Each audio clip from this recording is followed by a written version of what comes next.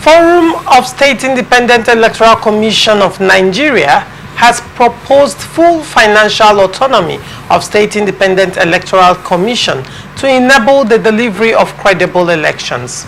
To address growing concerns about negative public perception and misinformation, the forum urged SIECs to embark on regular public engagements with election stakeholders across the 768 local government areas. These recommendations were contained in a communique issued at the end of FOSIECON's 13th National Delegates Conference held in Jos Plateau State from May 20 to 25 to 2025. In the communique jointly signed by Barrister Josie Eze, National Chairman, and Associate Professor Joseph Aremo, National Secretary, on Monday, the forum described the proposed measures as a necessary step towards strengthening their ability to deliver on their constitutional mandates. Eze noted that these measures would help build public confidence in the capacity of SIECs to conduct credible and transparent polls. Building on existing electoral reforms, the communique recommended the extension of legal and institutional frameworks that have strengthened the operation of INEC to also apply to SIECs, noting that such reforms would enable more effective and standardized performance at the state level. On legislative reform, FOSIECON urged state houses of assembly to adopt the relevant provisions of the Electoral Act 2022 regarding the procedure for conducting area council elections. Doing so, it said, will help ensure uniformity and certainty in the conduct of local government elections. It reaffirmed that SIECs remain constitutionally protected and vital to Nigeria's democratic development. This position was publicly supported by Plateau State Governor Caleb Mutfwang and his Nasarawa State counterpart, Abdullahi Sule, both of whom attended the conference as special guests. Dr. Boma, State Electoral Commissions. They said that they are important in the grand scheme of things, in delivering democratic process in elections. Do you agree with that? I don't agree with that at all. That assertion is totally false, unfounded, and I think those who are proposing this have their personal interests at heart, not the interests of the states they represent. Financial autonomy, we have seen what financial autonomy is doing in the local government. We have provided more funds to the local government chairman to embezzle. We have seen what financial autonomy is doing to the judiciary.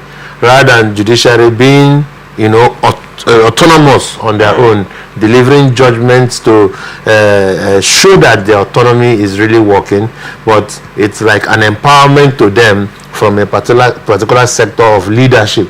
So every issue, every case that comes from these people who give us financial autonomy will have to go this way. So it's the same thing that SIEC is asking for, State Independent Electoral Commission. They're asking for more money. They want to control their own money. They want their budgets to be read in the State House of Assembly, and then once it's approved by the governor, the money is transferred to them in bulk. Now, let's go back to INEC.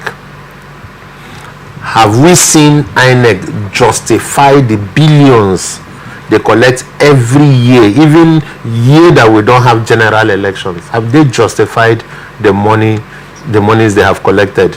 Obviously, the answer is no. They have not justified the monies they've collected, because they have not been able to run the election to certify the Nigerians whose tax have been moved into your POVI, into your account, to run this business of election for us, because you hold that office in trust for the Nigerians, for the people. It is our tax. It is our country. It is not your country. So it's the same thing that SIEC, State Independent Electoral Officers and Commission, is asking for. You want to control fund. You want to tell us that you printed ballot papers for 2 billion naira from Namibia, let's say, for instance. Because these days now we don't have printing press in Nigeria that can print anything. Even to print calendar for INEC, they go outside and print it.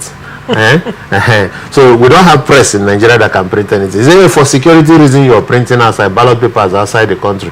Doesn't make any sense.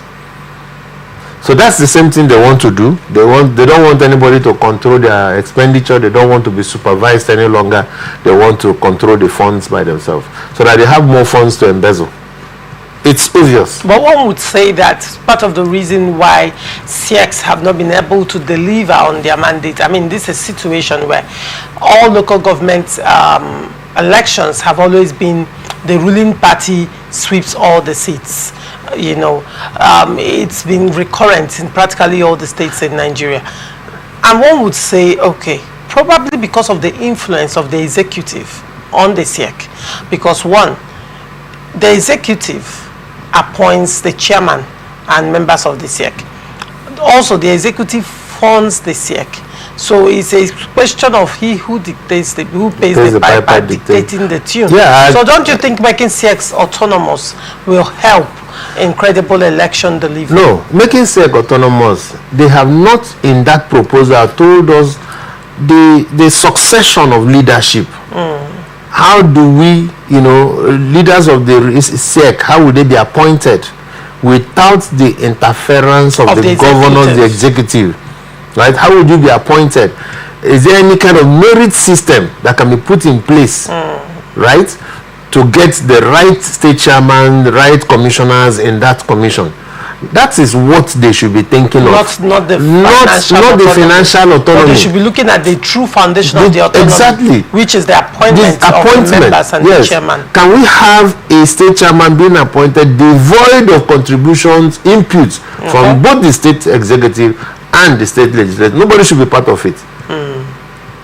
None of these arms of government should be part of it. So that's where they should go to. They should give us a proposal on how the succession, leadership of the State Independent Electoral Commission will be generated. How do we get leaders, you know, who will not be influenced by the executive? That's the point. Not financial autonomy. Financial autonomy in this country is not exactly. It's they are pushing for more money. It's a conduit pipe. All right. So, Dr. Boma, what you're saying is true autonomy for SIEC. It's much more foundational than the finance, and that they should be looking at how freedom from the influence of the state executive and the state house of assembly in its function, in its ability to function. Correct? That's what they should ordinarily push for, not the financial part. No, financial part can come much later. It can come much. They can even put it together. No, they shouldn't put it together because the financial part will not destroy the basic idea. All right. You know, in that bill.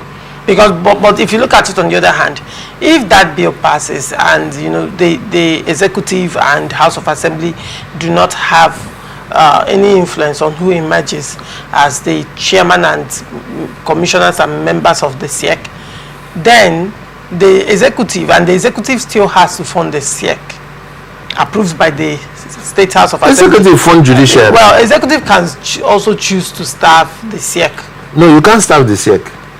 You can't staff the SIEC, especially with this mandatory election for local governments. You know, you can't staff the SIEC because once the tenure of this elected officials and there is no election because of lack of funds, then the executive will have to answer. They have to answer. They have to answer. Very interesting. The funds on the state will be seized. All right, very interesting. That makes a lot of sense, actually, Dr. Boma. Thank you so much.